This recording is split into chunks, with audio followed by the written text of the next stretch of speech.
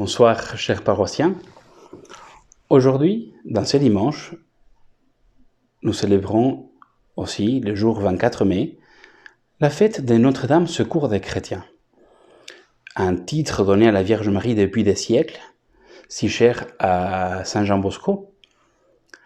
Ce titre qui rappelle comment la Vierge Marie protège ses enfants de tous les dangers. Et qu'on ne doit rien craindre. On peut traverser des moments des épreuves, des moments difficiles, à l'intérieur comme à l'extérieur de nous, des persécutions. Nous devons toujours nous confier et nous mettre sous la protection de Marie. Il va toujours nous aider. Et nous devons expérimenter cette aide de notre Mère. C'est pour cela que Saint Jean Bosco a fait découvrir un peu au monde entier cette dévotion de Marie, secours des chrétiens. Aujourd'hui, c'est un jour particulier aussi pour l'Église en Chine, car ils célèbrent leur sainte patronne. Il y a un sanctuaire dans la ville de Shanghai, dédié à Notre-Dame Secours des chrétiens, et le pape Benoît XVI nous avait demandé à nous tous, de prier dans ce jour pour les chrétiens de Chine.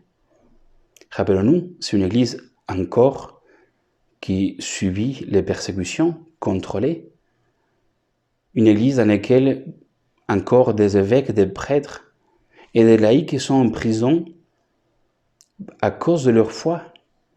Donc, c'est une obligation devant Dieu pour nous de les confier dans la prière et de les confier à Notre-Dame, secours des chrétiens, pour qu'elle les aide, qu'elle vienne à leur secours. Marie, avec son intercession, elle peut convertir les pécheurs. Donc, elle peut demander au Seigneur la grâce de convertir tous ceux qui persécutent encore de nos jours les chrétiens. Donc, faisons cette prière pour eux. Mais simplement aujourd'hui, je voulais vous parler d'un autre titre qu'on donne à la Vierge Marie. Car ces jours du mois de mai, vous avez reçu chez vous cette statue très belle de la Vierge Marie qui porte sur ses épaules l'enfant Jésus, qui a le titre de Notre-Dame de France. Cette image pèlerine que visitent nos familles, devant laquelle vous avez prié, vous avez confié vos intentions.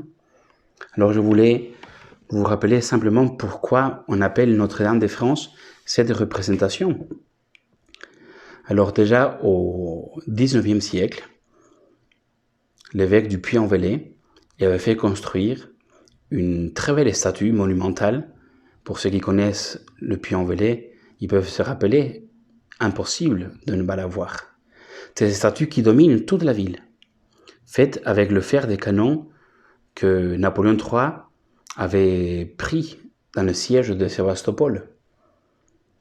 Donc cette statue, elle avait été nommée Notre-Dame de France, qui protégeait la ville du Puy et tout le pays. Au début du XXe siècle, les Assomptionnistes, dans la congrégation de Notre-Dame de l'Assomption, ils avaient construit un bâtiment à Jérusalem qu'ils avaient nommé Notre-Dame de France. Et pour couronner ce bâtiment, ils avaient fait construire une représentation de Marie avec un enfant Jésus qu'elle portait sur ses épaules. En 1937, lors de l'exposition universelle à Paris, un sculpteur, l'artiste Roger Desvilliers, il a eu l'idée pour couronner le pavillon du Vatican, dans l'exposition universelle, de faire cette représentation du bâtiment des Assomptionnistes à Jérusalem. Donc, il a fait une statue de plus de 7 mètres, la Vierge Marie portant l'enfant sur ses épaules, avec une couronne de 12 étoiles. Le cardinal Verdier, qui était l'archevêque de Paris à l'époque, il demande de ne pas démonter tout de suite ce pavillon du Vatican, mais de laisser encore un an pour célébrer, commémorer les 300 ans du vœu de Louis XIII, qui avait confié la France à Marie.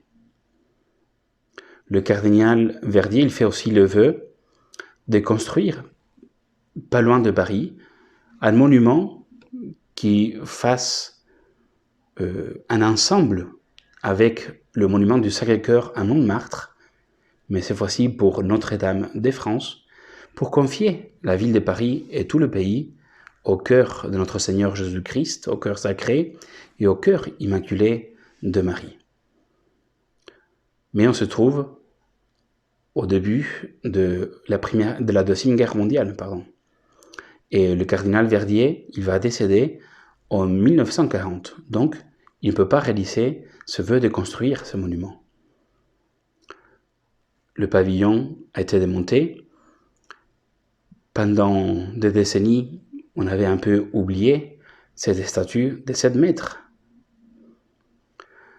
Et on se retrouve au début des années 80. Un notaire de Saint-Denis, de la ville de Saint-Denis, près de Paris, Monsieur Edmond Fricoteaux, il accompagne un jour sa femme lors d'un pèlerinage à Rome, qui accompagnait un groupe de lycéens. Lui n'était pas forcément très croyant, très pratiquant.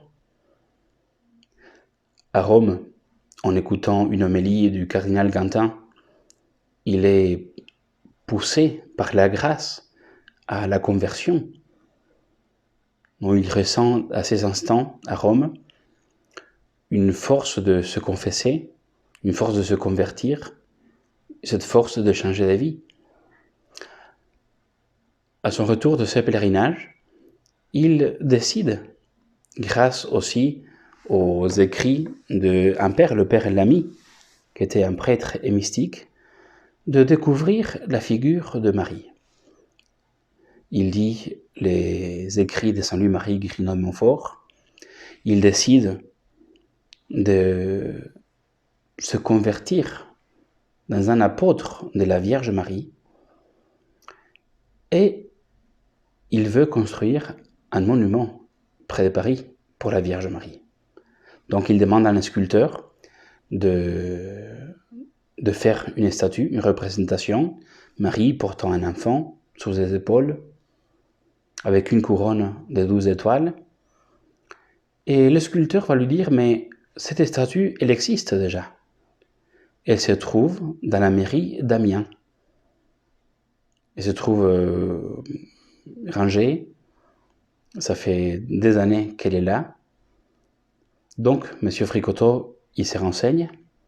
Il va lancer une souscription pour l'acheter, la restaurer, et ensuite faire construire ce monument, qui est une tour avec un carillon, une petite chapelle, pour honorer la Vierge Marie, et avec le même titre, Notre-Dame de France, ce monument qui se trouve à Baillé, en France, à 18 km au nord de Paris. Et c'est la représentation même de cette statue que visite vos maisons pendant ce jour du mois de mai. Alors, le jour de l'inauguration de ce monument, c'était le 15 octobre 1988. C'était 50 ans après le vœu du cardinal Verdier pour faire construire ce monument à Marie. Ce jour-là, 52 000 personnes, 7 évêques, le nonce de la France, le cardinal Lustiger ont inauguré ce monument pour honorer Notre-Dame de France. À partir aussi de cet événement, ils ont construit ces petites images que nous avons, des images des Vierges pèlerines, bénies aussi par le pape à l'époque Jean-Paul II, Saint Jean-Paul II, pour que Marie visite nos familles. Alors nous avons la grâce d'avoir dans notre paroisse ces petites statues, mais nous avons toujours et surtout la grâce d'être constamment protégés par Marie.